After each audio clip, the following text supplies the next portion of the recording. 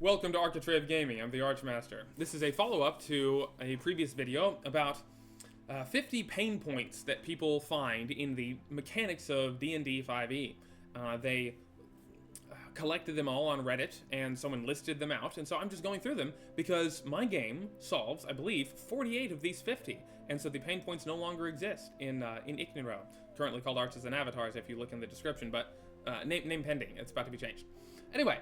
We're on point 11 because we only got through 10 points in the last 20 minutes in the last video. So, point 11, empty turns. If you miss, you just wait. This is something that was, as far as I know, popularized. This was a problem that was made known and popularized by Matt Colville. He called it the null result. And in his game Draw Steel, he wanted to fix the null result where you just, you make a roll, you miss, nothing happens, right? So he sought to solve that by saying, well, your roll always hits, but how much damage you do, how effective you are, that's what you're rolling for. But you always hit, you always do something, right? So he solved the null result that way. I take a different approach. So I think that it's actually important to have the ability to miss.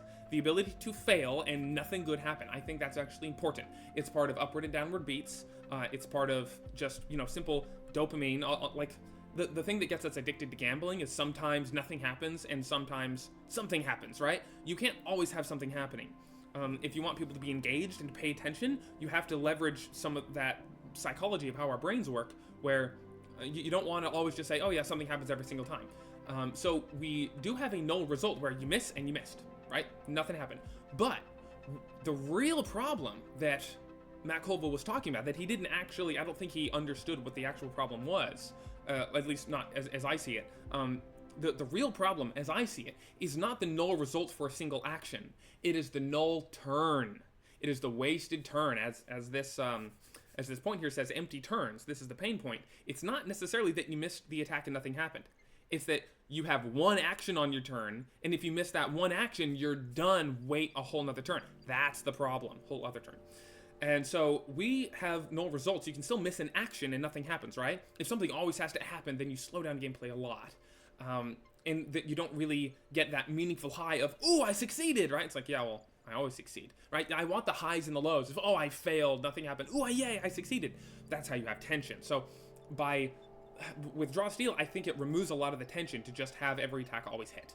And so that's one reason why we don't get rid of the null result entirely. But we don't have null turns because guess what? You have 4 actions on your turn, okay? You're gonna succeed at something, okay?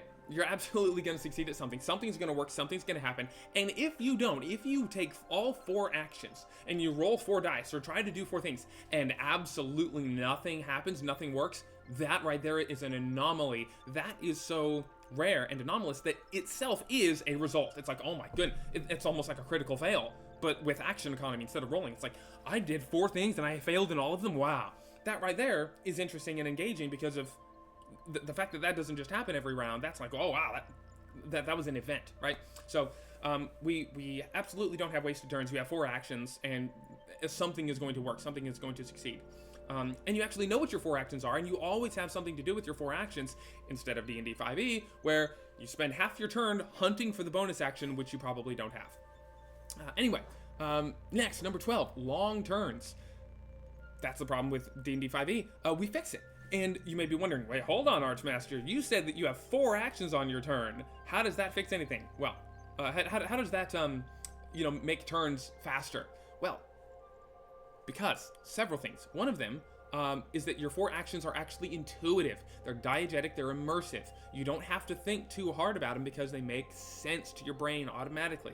This is one of the useful parts of having a diegetic immersive system, is that you have your move, your achieve, which is, the thing you do with your hands. It's your main action. That's what 5e would call it. Your speak action and your think action. Okay? Speaking and thinking are actual actions now. And so in 5e, they say, oh yeah, on your turn you can move and have an action and a bonus action.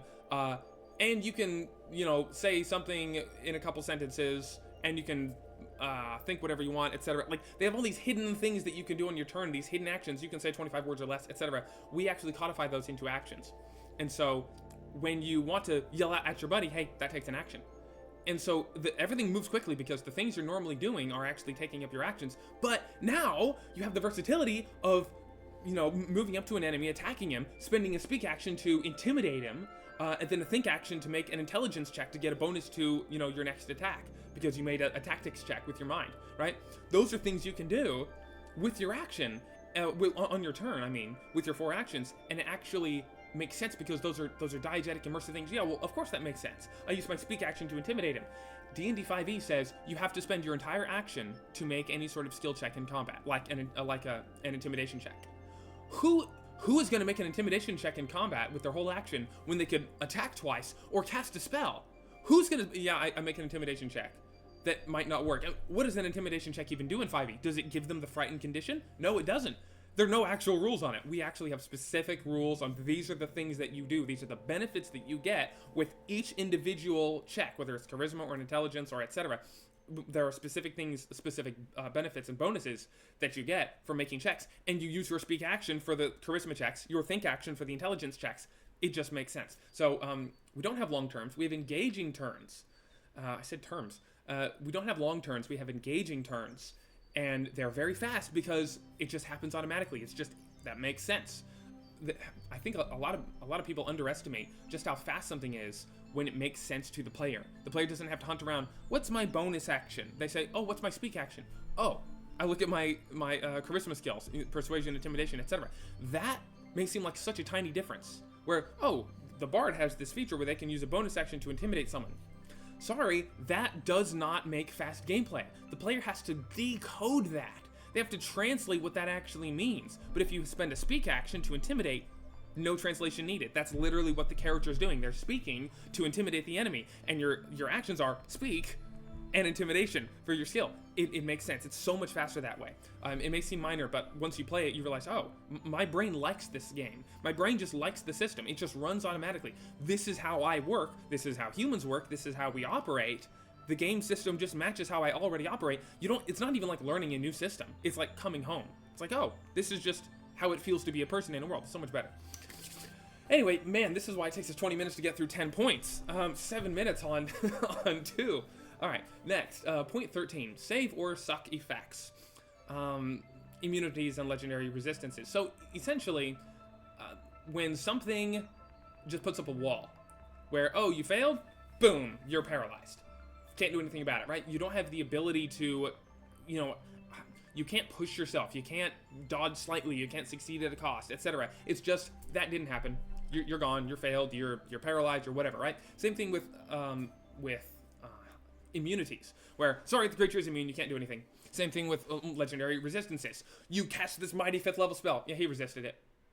It's that bad feeling of, I just did a thing, and the world did not react. Nothing really happened. I spent an action, I did a thing, and nothing resulted from it. It's essentially what Gabe Newell said, where he said, the essence of fun is when you interact with the world has to react to you. Because anytime it doesn't, it's, I think he called it an ego insult, where if you take your machine gun in Half-Life and you shoot the walls, there should be bullet holes in the walls. The world should react to what you did. If you shoot at the wall and nothing happens, the world is essentially insulting you and saying, no, you don't have any power, you didn't do anything. So I think that's the gist of what they're getting at point 13 here. We do still have things like immunities. I don't think we have legendary resistances. We haven't gotten that far into monster design yet. We do have essentially save or suck effects, but it's not all or nothing. We have degrees of success based on surplus. If you know anything about the system, the surplus system is very integral to Ichnoro's success and functioning. So if you get, a nat 1 on your save, or he gets a nat 20 on his spellcast or whatnot, then it can be very, very unfortunate, where, okay, you're paralyzed for 3 rounds or something. We do still have things like paralyzation because I think it matters. I've watched XP to level 3. I've watched several people complain about paralyzation, stunning, etc. Where you just lose your turn, nothing happens. Well, first of all, turns are a lot faster in Ichnoro. I get the complaint in something like D&D 5e because turns take forever and turns are boring anyway. So you get to your turn and you just want a little smidgen of satisfaction that you did something, and no, you get nothing. It does feel bad in D&D. I don't think it feels as bad if you're playing a more fun game. if you're playing something where you did 3 awesome things the last 3 turns, and you're gonna do awesome things in the future, and now you're paralyzed. It's like, oh no, I'm paralyzed. It's not like, oh great, I can't play anymore. It's like, oh no, this bad thing happened, how do I survive it? It's still engaging. Also, another part of why stuff like paralyzation and stun does not work well in D&D 5e is because you have too much health, too much HP, too many ways of surviving. Even if you go down, someone goes over and spends an action, stabilizes you, you're done. Anyone and everyone can do that. So if you're paralyzed, it does not increase the stakes. It's not like, oh no, now I might die. It's, oh great, I lost my turn. It lowers the tension, it lowers the energy. There's less engagement because you can do nothing about it. That's lame. In our system, if you're stunned, first of all, stunning only takes away half your actions, so you still have 2. Paralyzed takes away all your actions. But if you're paralyzed, then it's actually a thing where it's like, oh no, you know, I'm in extra danger and I only have those 13 HP or less if I've taken any damage.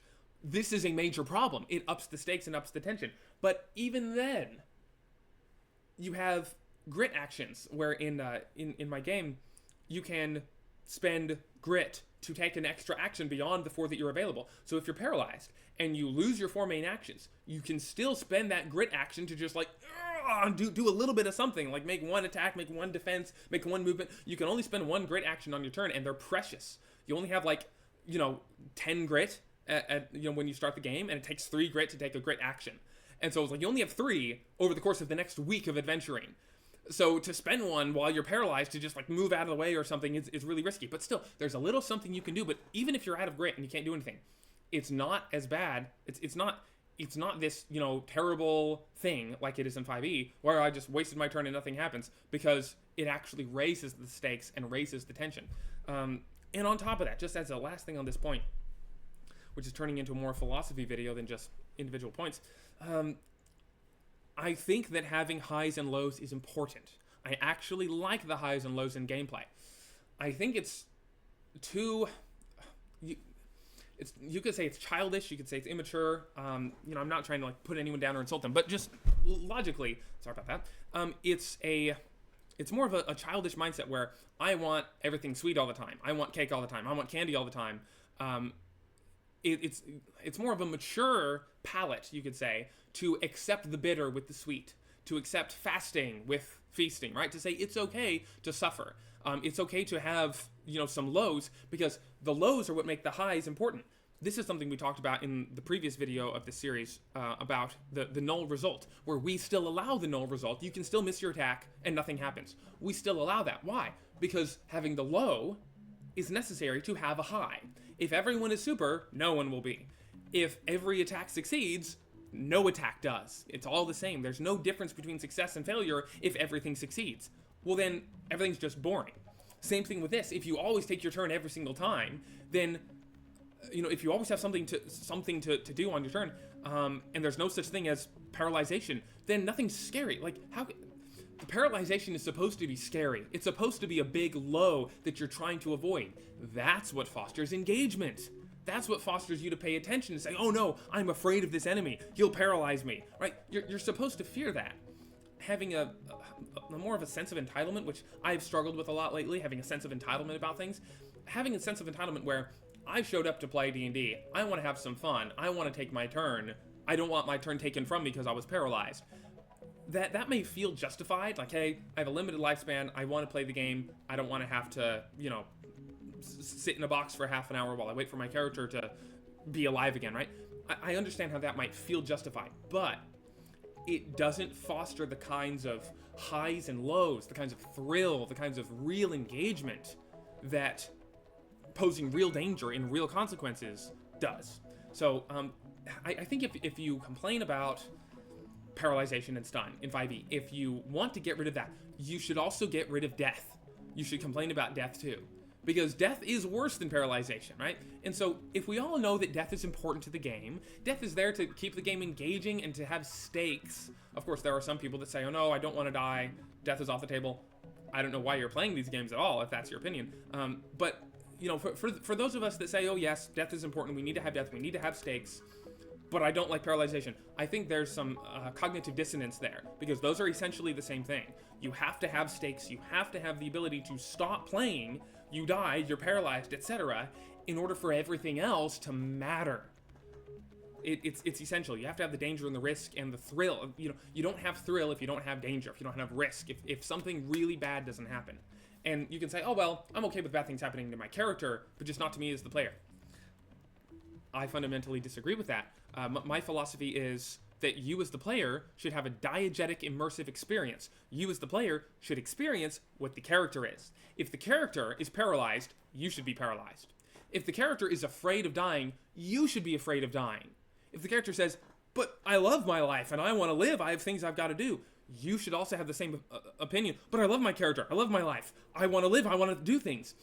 If someone kills the character and he's like, no, I hate you, you killed me, I want the player to also have the same experience. No, you killed my character. Oh, I hate this orc. I'm going to slay him and his whole family in my next character. I want you to have the same emotions of, like, I want you to experience what your player is experiencing, or what your character is. That is how you have an actual, meaningful, emotionally rich and heavy experience. That's what we're going for here. We're not going for mere fun, for just trite little enjoyment. Like, no, we're going for something meaningful, something weighty, something impactful. That's what we're going for here. So, I know, wow, I really took a hard right by the end of there, far away from the effect of save or suck effects and immunities and legendary resistances. Turned into more of a philosophy. We're already 16 minutes in, and I've done 4. We'll see if we can lightning around the rest of these. Probably not.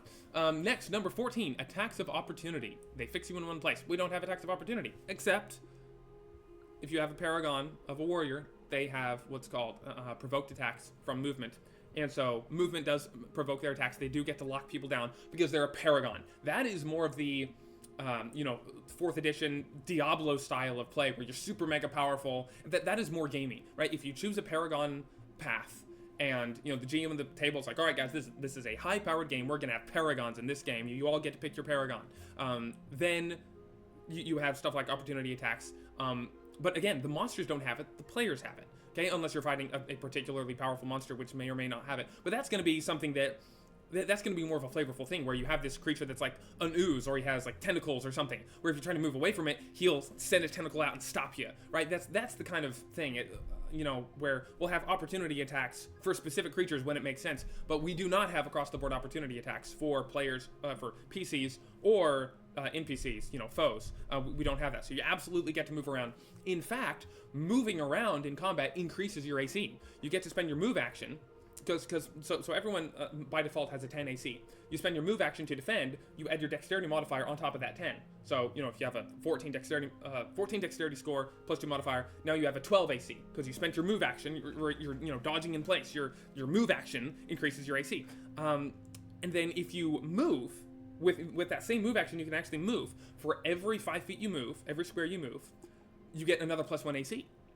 And so if you move 4 spaces away, that's plus 4 on top of that too. So now you have 16 AC. So we actually encourage you to, have actual medieval bouts where two knights would go in with their armor. They would go in and exchange a couple blows and then back up. They would circle around and go in and hit each other and back up again. We actually have rules for that because you gain AC when you back up from your enemy. And so you go in, you make some attacks, you spend your move action to back up, 16 AC, he missed me, right? And so far from locking you in place, people are moving around the battlefield constantly because moving gives you AC. So you have people moving in and retreating. Guess what? This also makes sense why soldiers break ranks. Because if you're up there in the front line attacking enemies and someone goes to kill you and someone goes to stab you, they're about to kill you, you can gain bonus AC by backing up away from them. So boom, he missed me. But guess what? If multiple people are doing that, they're breaking rank, they're running, that is how you get a rout. That is how you get people to flee from you, right? And then on the other side, if you sprint forward, if you spend 1 might with your move action, you can sprint, which increases your movement distance. And for every 5 feet that you moved, you add a +1 to your damage. So you can actually have a sprinting charge where I moved 30 feet forward and add +6 to my damage. So you're sprinting after someone and you hit them hard and then do a whole bunch more. And remember, creatures have like 13 HP, so +6 damage is a lot. So stuff like that. the mechanics themselves actually make sense. Where movement, where you want to charge the enemy, or you want to dodge away from them and move around. It's so much more dynamic and interesting. It flows. It's just so much cooler than walking up and standing in front of each other and hitting each other. It's gonna take me probably a month of recording to get through this whole list of 50. Anyway, easy to TPK. Point 15. Easy to TPK in the very beginning. This is a pain point people have with D&D 5e. I feel like I have to reestablish the context of the video because I've gone on for so long. It's easy to TPK in the very beginning. Well, that's because you only have one hit die in the very beginning. In our game, you have your 3 hit dice from your race, and if you have a mantle, you have a mantle hit die. So you have anywhere from 13 to 18 HP plus your con mod when you start. Guess what? That's about equivalent to a third level character's HP in D&D. So you start out with about a third level character's HP, but it only goes up to maybe 5th or 6th by the end. So you're always within that sweet spot range of HP from 3rd to 6th for D&D. Where that's just a believable amount of HP. It's realistic. You can fall off a cliff and still die, right? It's so... fall down. I have to make a video on fall damage. Anyway, yeah, it's not super easy to die. I mean, everything's always dangerous, but you actually have a decent amount of HP, not a single digit in our game. So yeah, it's not ridiculously easy to TPK at the very beginning. Number 16, bonus action, unnecessarily complicated. Again, our action economy completely fixes the problem of bonus action. Everything is intuitive. It's right there on your sheet. You have your actions of a certain type listed there, your actions of another type listed there. Just the fact that the character sheet is laid out the way it is means you always know what to do with your actions. There's no hunting around for stuff. The D&D 5e character sheet is bad. Anyway, number 17, adding bonus dice to a roll. Guidance. They don't like how it slows things down to add a bunch of dice. This is probably more of a GM complaint, where they look at it and say, all right, here's the DC, you do your thing, and everyone's like, hold on, wait a second, I give them advantage, I help action, I do guidance, I do this. It's like, oh my goodness, like, I balanced the DC based on your abilities and based on the situation, and now you just completely come in. First of all, you take forever to announce all these bonuses, and then it trivializes the obstacle itself. So that is solved again by our effort system, because you can only make a limited number of checks before being exhausted and having a penalty. People aren't just like, ooh, add this, add this, add that. It's like, actually, I don't know if I should make that check. I don't know if I should help you. That's going to spend more effort on my part. Nah, so it's not just this, everyone dogpiles on because it's free. The problem with help action in D&D is that it's free. The problem with guidance is that it's free. If these things cost resources, they're not going to be a problem because they're going to be very limited. Next is armor class.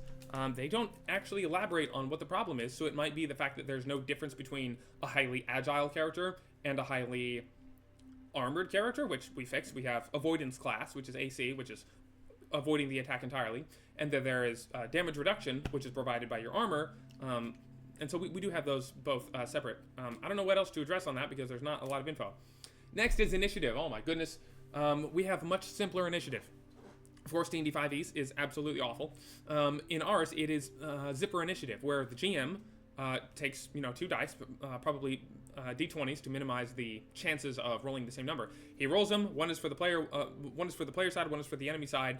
The one with the highest side, one of their characters goes first, and then one character on the other side, and then one, and then one. That's like a zipper. It's called a zipper initiative. So. Well, most of the time I don't even roll the dice. I just default that a player, the player side goes first. Sometimes if I have to, like if there's some kind of, combat with a powerful character that, tries to get the drop on him, then I'll roll initiative. But usually I just say, all right, who goes first? Player goes first, and then an identical group of monsters. If you have, a bugbear and a troll and 5 goblins, well then the goblins count as one group, right? Each identical group. So you just, one of you, one of me, one of you, one of me, one of you, one of me, one of you, one of me, until we're done. No rolling besides that initial roll. And again, the reason why the GM rolls it and not the GM rolls 1 and the player rolls 1 is because that slows it down. All right, who wants to roll initiative? Oh, I will. All right, I roll my thing. What's your number? It's 17. I got 18. All right, I go first. That right there took way too long.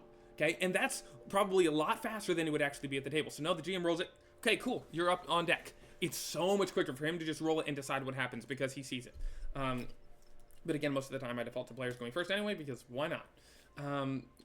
It's hard enough as it is to play Bloods of Ignorant.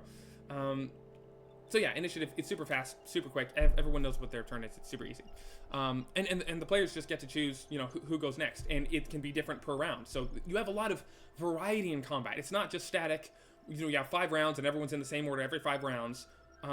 But it's also not tedious where you have to re-roll initiative every round in order to get a different result, a different order. It's the best of both worlds. You roll initiative once, if you even roll at all, and the GM has full control over, oh, well, I want the dragon to go first. It's like, oh no, the dragon's going first. You as the GM have control. Guess what? Players have control.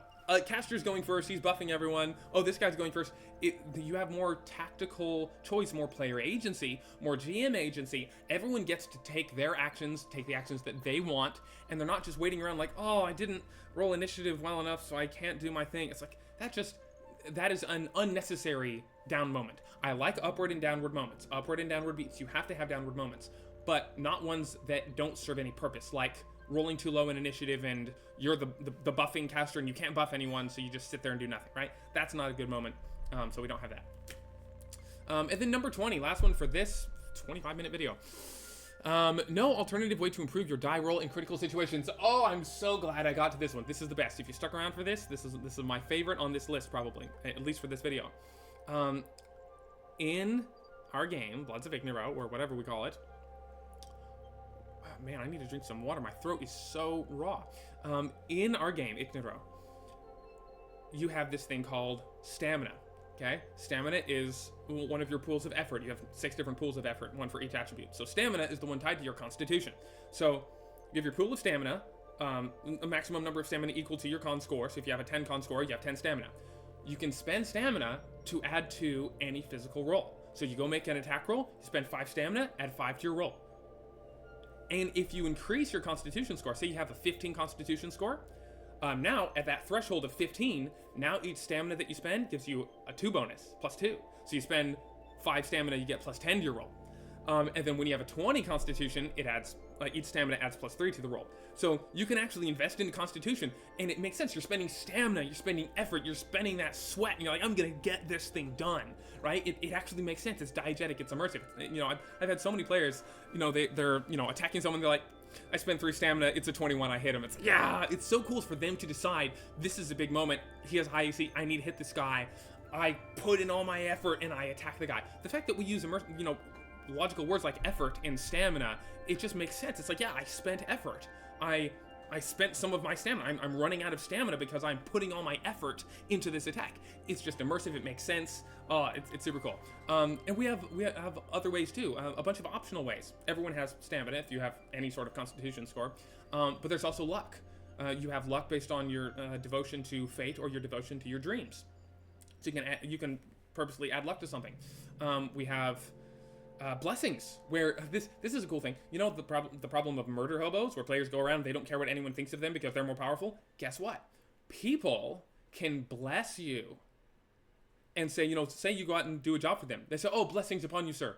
And then I tell players, all right, they blessed you, and the players actually like write down one blessing. There's a spot in their character sheet to write down blessings. You can spend blessings like luck. You can add bonuses to your roll in combat. I spend 5 blessings and get plus 5 to this roll, right? So people in the world, like, you are incentivized to actually be a servant of the people, to be a hero, to actually make people like you and to serve them and do well, because that actually increases your power. You take power gamers and you turn their lust for power into a benefit, into, oh, if you want to be more powerful, serve more people, get people to like you, earn more blessings. And so it actually, you know, it's so cool to align the incentives of the player with the incentives of the character and to make the system mesh. It's so cool. So anyway, lots of different ways to improve your die roll in critical situations.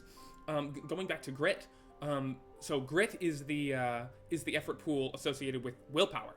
And so again, your willpower is your ability to like get something done. So it makes sense that grit is that effort. You grit your teeth and you're like, I'm gonna get it done. What does grit do? Grit gives you an extra action on your turn. So you have 4 actions. You can spend 3 grit to take a 5th action. And you can double up. You can take a move again, or another attack, or another speak, or another think, etc. And so so you can, you know, grit your teeth and get through it. Like, I'm gonna make another action. This also solves a problem in D&D, where everyone wants to multi-class into, 2-3 levels of fighters so they can get action surge.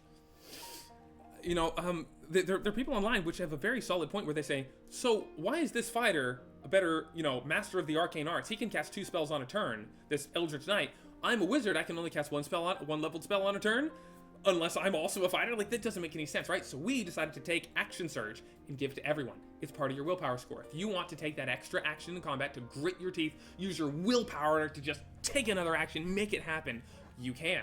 Everyone has access to that. Again, there are no dump stat scores. Every score has something useful to it. Where if you have a high willpower, ooh, great, I have more grit, I can spend more grit actions. You have a high constitution, you have, you know, more HP, you can wear better armor, and you can spend stuff for stamina on your physical rolls.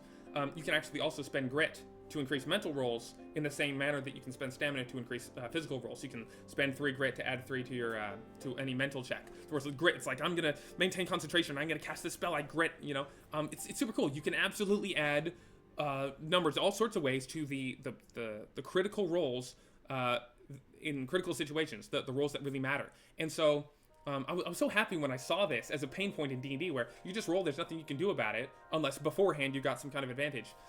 We actually let you do it. Like, I spend grit, I spend stamina, I make this thing happen. It's so player agency. It gives the control to the player. The player gets to succeed on that thing, and it takes a resource. I like that a lot better. Again, I'm not trying to diss DC20. I like it. I like the guy. I'm really happy for his success, but I do humbly think my game is just a little better in a few places, so I'm going to talk about it. Something that I don't like in DC20, something that I think is improved in my system, is in DC20 you have your 4 actions, right? And they're all interchangeable. You can spend all 4 actions to roll, you know, 4 dice and choose the highest, right? Triple advantage, or double it, yeah, triple advantage. That seems really cool, right? Except, to me, it seems kind of cheap. It cheapens the experience, because you can just decide to spend all 4 actions and it's pretty much a guaranteed success. There's no risk there, and there's no you're not spending any valuable resource. You get all your actions back next turn. So something like grit and stamina, you get like 2 points of effort back when you rest, okay, or maybe 3 if you're in a nice inn. But out in the wild, you're getting 1 or 2 or 0. So spending 3 grit for an extra action, 5 stamina, that's going to take you 5 days to regain. So it actually matters. It means something. It's like, all right, I'm going to spend this and make it happen. I think the accompanying that high of, man, I spent this stuff to succeed, with the low of, but that really cost me. I think the high and the low, I think the contrast is what makes the high really feel high. Is that the fact that there is a cost to it, a low.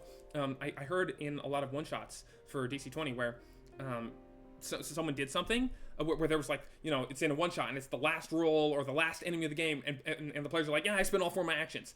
And it felt kind of like a throwaway thing. Oh yeah, I spent all 4 of my actions, I succeed. And it felt like, if you have the ability to just throw all your actions at it for no real cost, then it feels cheap. It removes the tension of it, right? Again, cool system. I'm really not trying to diss. It's a fellow designer with some constructive criticism, you could say. But anyway, that's why I'm doing it this way in my system, is I want there to be more cost to it. I want there to be more tension to it. Anyway, that is number 20. It has taken us almost 35 minutes to get through another 10. We have 30 more to go. So thank you for watching and feeding the algorithm. We have a Discord community down in the description below. The link is there. We also have $2 PDF on DriveThruRPG, at least for the rest of the month of December 2025. And we have the free version of the beta without art in the Discord, so check that out. Thank you for watching, and God bless.